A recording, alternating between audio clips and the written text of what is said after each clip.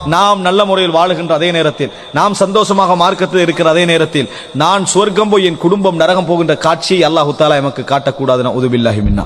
எமது குடும்பம் சொர்க்கம் போய் நாம் நரகம் போகின்ற காட்சியை அல்லாஹு தஆலா எம் அனைவருக்கும் காட்டக்கூடாது. நஊது பில்லாஹி மின்னா. காரணம், சொர்க்கம் என்று அல்லாஹு தஆலா தீர்ப்பளித்து விட்டால், நரகம் என்று தீர்ப்பளித்து விட்டால், முதலாவது எங்கள் உள்ளத்திலிருந்து அகற்றுவது பாசம், உறவு என்கின்ற செய்திகளை தான்.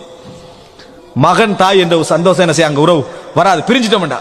சொர்க்கம் ஆகிட்டா அதுக்கு பின்னால காஃபிர் என்ற பார்வை மட்டும்தான் நம்மளுக்கு என்ன செய்யும் இருக்கும். அதனாலதான் நம்ம குர்ஆன் அல்லாஹ் தஆலா சொல்லி காட்டுகிறான், அனஃபீது அலைனா மினல் மா அவ் மிம்மா ரஸககுமுல்லாஹ் காலு இன்னல்லாஹ ஹர்ரமஹுமா அலல் காஃபிரின். நரகவாதிகள் சொர்க்கவாதிகளை பார்க்க கிடைக்க ஒரு சந்தர்ப்பத்தில் கேட்பாங்க, கொஞ்சம் தண்ணியை சொர்க்கத்திலிருந்து ஊற்றி விடுங்கள் என்று சொல்லுவார்கள். சுப்ஹானல்லாஹ், சொர்க்கத்திலிருந்து தண்ணியை ஊற்றி விடுங்கள் என்று சொல்லுவார்கள்.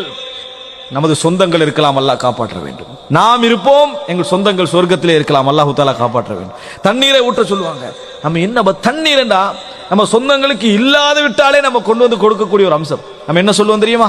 காலு இன்னல்லாஹ ஹர்ரமஹுமா அலல் காஃபிரின். அல்லாஹ் தஆலா காஃபிர்களுக்கு அதை ஹராமாக்கி விட்டான் என்று சொல்லுவோம்.